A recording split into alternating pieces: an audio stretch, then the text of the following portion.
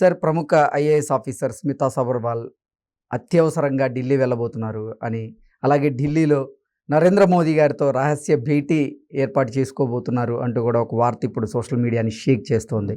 ఏంటి సార్ ఆ వార్తలో వాస్తవం ఉందా? నిజంగానే స్మితా సబర్వాల్ గారు ఢిల్లీ వెళ్ళి నరేంద్ర మోదీ గారితో రహస్య భేటీ జరగబోతున్నారా అంటే ఏం చెప్తారు? సో డెఫినెట్గా ఇప్పుడు దీన్ని మనం పూర్తిగా కొట్టిపారేయాలి. కారణం ఏంటంటే ఆమె సివిల్ సర్వెంట్ ప్లస్ కేంద్ర సర్వీసులకు వెళ్ళాలనే ఒక ప్రయత్నం చేస్తున్నారు అనేది ఒకటి వినిపిస్తుంది. ప్లస్ అకున్ సబర్వాల్ ఇప్పుడు కేంద్ర సర్వీసులో ఉన్నారు. సో అకున్ సబర్వాల్ కూడా కేంద్ర సర్వీసులో ఉన్నారు కాబట్టి ఈమె కూడా కేంద్ర సర్వీసులకు వెళ్ళడానికి ప్రయత్నం చేసుకోవచ్చు. అయితే రాష్ట్రంలో ఉండే రాష్ట్ర ప్రభుత్వం ఎన్ఓసి ఇవ్వాలి, నో అబ్జెక్షన్ సర్టిఫికేట్ ఇవ్వాలి. నో అబ్జెక్షన్ సర్టిఫికేట్ ఇస్తేనే కేంద్ర సర్వీసులకి డిప్యుటేషన్ మీద ఆమె వెళ్ళేటువంటి అవకాశం ఉంది. రాష్ట్ర సర్వీస్ నుంచి కేంద్ర సర్వీస్కి వెళ్ళాలి డిప్యుటేషన్ మీద అంటే ఇక్కడ పర్మిషన్ ఇవ్వాలి. అయితే ఇక్కడ పర్మిషన్ ఇవ్వద్దు అని చెప్పేసి retired IAS Akunuri Murali tweet చేశారు.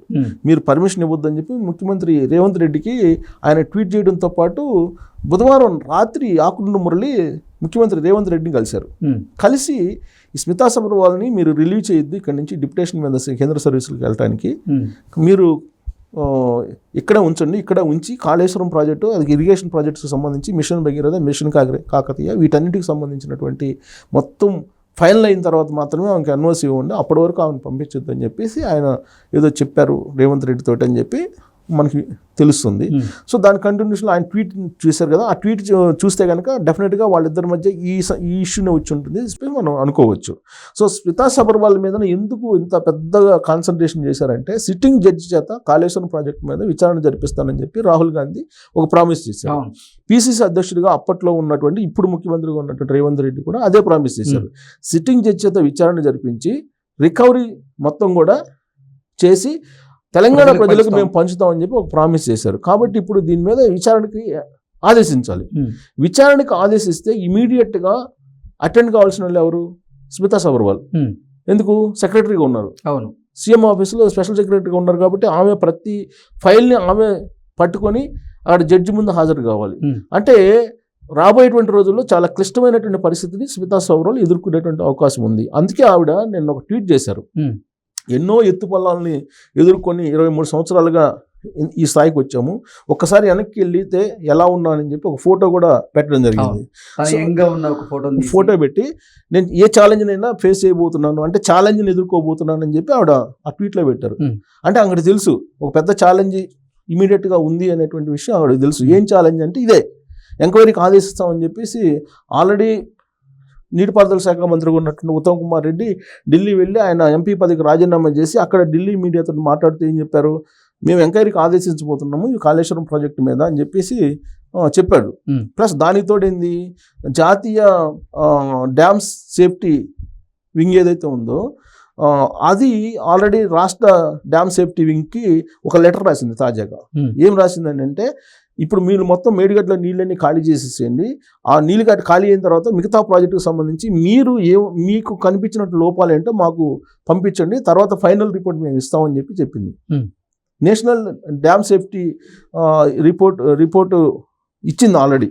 ఏమిచ్చింది? దాని డిజైనింగ్లో లోపాలు ఉన్నాయి, నిర్వహణలో లోపాలు ఉన్నాయి, నిర్మాణంలో లోపాలు ఉన్నాయని చెప్పింది, ఆల్రెడీ చెప్పేసింది.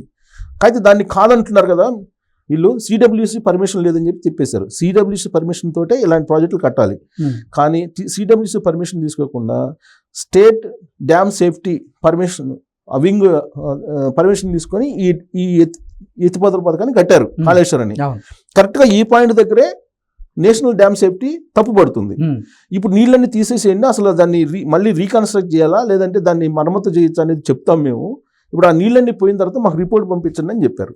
సో ఈ చెప్పిన తర్వాత నీటిపారుదల శాఖ మంత్రిగా ఉన్నటువంటి ఉత్తమ్ కుమార్ రెడ్డి మేము ఆదేశిస్తాము విచారణకి అని చెప్పారు. విచారణకు ఆదేశించడం జరిగితే అంటే ఆ మాట అనకూడదు, కానీ మరో శ్రీలక్ష్మి లాగా స్మితా సబర్వాల్ అటెండ్ కావాల్సి వస్తుంది. జడ్జెస్ దగ్గర, న్యాయస్థానం దగ్గర అటెండ్ కావాల్సి వస్తుంది. ఖచ్చితంగా న్యాయస్థానం దగ్గర నిలబడాల్సి వస్తుంది స్మితా సబర్వాల్. తన ఎంటైర్ కెరియర్ మొత్తం కూడా ఇప్పుడు సరిపోతుంది ఆ సిట్టింగ్ జడ్జి దగ్గర విచారణకు హాజరు కావడం, రిపోర్ట్స్ ఇవ్వడం, ఇదే సరిపోతుంది ఆ మొత్తం కెరీర్కి. సో కాబట్టి ఇప్పుడు ఇంత ఛాలెంజ్ ఉందని చెప్పి ఆ ట్వీట్ల ద్వారానే పరోక్షంగా చెప్పేశారు. సో ఈ ఛాలెంజ్ని ఫేస్ చేయడం అంటే మామూలు విషయం కాదు. సో కాబట్టి ఇప్పుడు ఇమీడియట్గా సెంట్రల్ సర్వీస్కి వెళ్ళి అక్కడ ఏదో సేవ్ కావాలనేటువంటి ప్రయత్నం చేస్తున్నారు అనేది ఆకునూరు మురళి రిటైర్డ్ ఐఏఎస్ చెప్పినటువంటి మాట. దానికి అడిషనల్ ఇంకో మాట చెప్పారు. ఆయన ఒక సామాజిక వర్గాన్ని ఉపయోగించుకొని ఆమె అక్కడ బలమైనటువంటి నెట్వర్క్ నడుపుతున్నారని చెప్పి ఆయన చేసినటువంటి ట్వీట్. అంటే ఏంటి, అక్కడ ఇప్పటికీ కూడా ఢిల్లీలో ఒక సామాజిక వర్గానికి సంబంధించి మొత్తం అడ్మినిస్ట్రేషన్ అంతా కూడా ఆ సామాజిక వర్గం చేతిలోనే ఉంటుంది. అది వాస్తవం, ఆకునూరు మురళి చెప్పింది. అంటే బలమైనటువంటి సామాజిక వర్గం చేతిలోనే అక్కడ ఎగ్జిక్యూటివ్ సిస్టమ్ అంతా కూడా ఉంది. సో ఆ సామాజిక వర్గాన్ని ఉపయోగించుకొని ఈమె సేఫ్ సైడ్గా బయటపడాలనేటువంటి ప్రయత్నం చేస్తున్నారనేది ఆకునూరు మురళి యొక్క ట్వీట్ యొక్క అభిప్రాయం. సో ఇప్పుడు సేవ్ కావాలంటే ఎక్కడికి వెళ్ళాలి? ఇమీడియట్గా పిఎంఓ ఆఫీస్కి వెళ్ళాలి. పిఎంఓ ఆఫీస్లో ఉన్నటువంటి సెక్రటరీస్ ఎవరైతే ఉన్నారో వాళ్ళు ఒక సామాజిక వర్గానికి సంబంధించినటువంటి వాళ్ళు, ఆ సామాజిక వర్గానికి సంబంధించినటువంటి వాళ్ళని సేవ్ చేస్తారు, రక్షిస్తారు ఒకవేళ తప్పు చేసిన అనేటువంటి అభిప్రాయం ఆకునూరు మురళి రిటైర్డ్ ఐఏఎస్ ఆయన వ్యక్తం చేశారు ట్వీట్ ద్వారా. సో కాబట్టి ఇప్పుడు ఇమీడియట్గా ఎక్కడికి వెళ్ళాలి? పిఎంఓ ఆఫీస్కి వెళ్ళాలి. పిఎంఓ ఆఫీస్కి వెళ్ళాలంటే ప్రైమ్ మినిస్టర్ ఒకసారి లైన్ కలిపితే ఆల్రెడీ పొలిటికల్గా ఇంక పరిచయాలు ఉన్నాయి కాబట్టి ఇక్కడ బీఆర్ఎస్ పార్టీ అగ్రనేతలతోటి వాళ్ళ ద్వారా ఒకవేళ లైజనింగ్ చేసుకొని పిఎంఓ ఆఫీస్కి వెళ్ళేటువంటి ప్రయత్నం చేస్తున్నారా, లేదంటే పిఎంఓ ఆఫీస్లోనే ఆకునూరు మురళి చెప్పిన విధంగా లైజనింగ్ చేసుకొని అక్కడ ఉండేటువంటి లాబింగ్ ద్వారా పిఎం తోటి కలవబోతున్నారా అనేటువంటి ఒక ప్రచారం అయితే ఉంది. సో రేపో మాపో ఆమె అయితే పిఎం ఆఫీస్లోనో లేదంటే పిఎంను కలిసేటువంటి అవకాశం ఉంది అనేది లేటెస్ట్గా వినిపిస్తూ ఉంది.